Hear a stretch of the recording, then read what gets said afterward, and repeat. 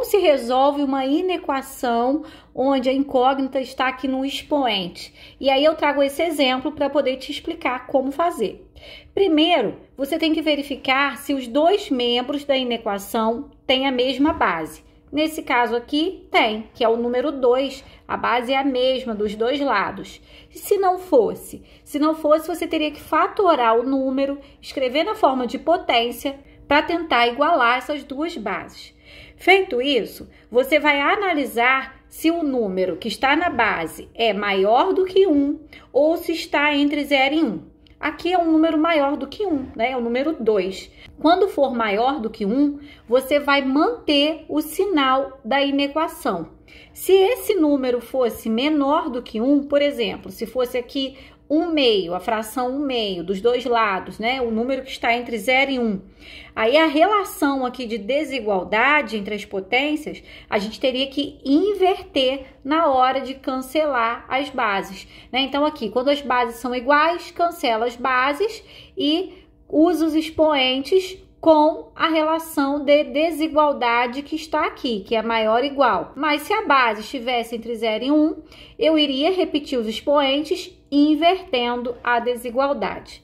Pronto, fiz isso, essa primeira etapa. Agora eu vou colocar todos os termos antes desse sinal de maior ou igual. Vai ficar assim, x² menos 3x mais 2 é maior ou igual a 0. A gente coloca um 0 para preencher o espaço. Então, essa inequação exponencial caiu numa inequação do segundo grau. E como que se resolve uma inequação do segundo grau? Você vai resolver como se fosse equação mesmo, encontrar o valor de x' e x².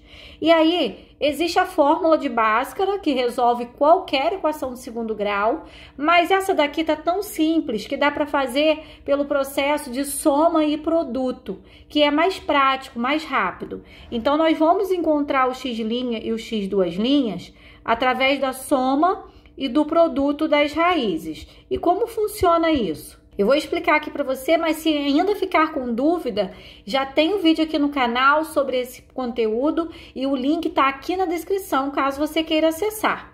Olha só, eu tenho que pensar em dois números que somados deem o oposto de B. Se B é menos 3, o oposto mais 3. E eu tenho que pensar nesses mesmos dois números que multiplicados deem o termo C, ou seja, dê 2. Quais são os números que se encaixam aqui e aqui? Esses números multiplicados têm que dar 2 e somados 3.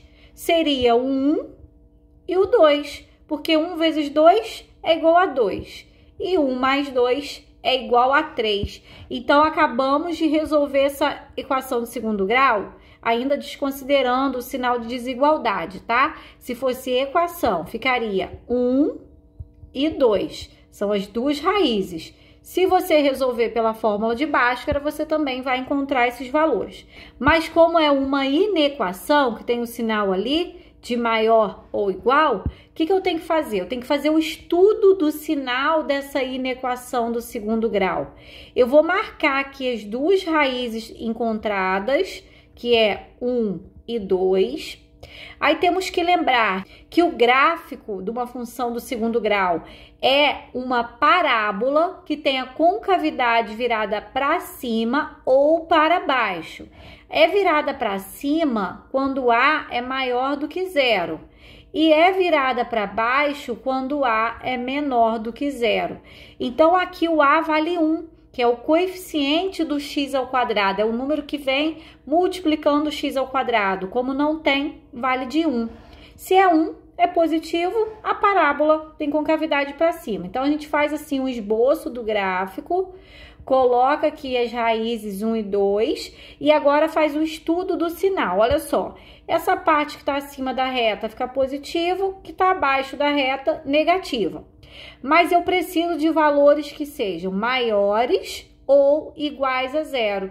Maiores, então, significa que é nessa parte positiva. Então, tem esse intervalo aqui de números, incluindo a raiz, porque é maior ou igual.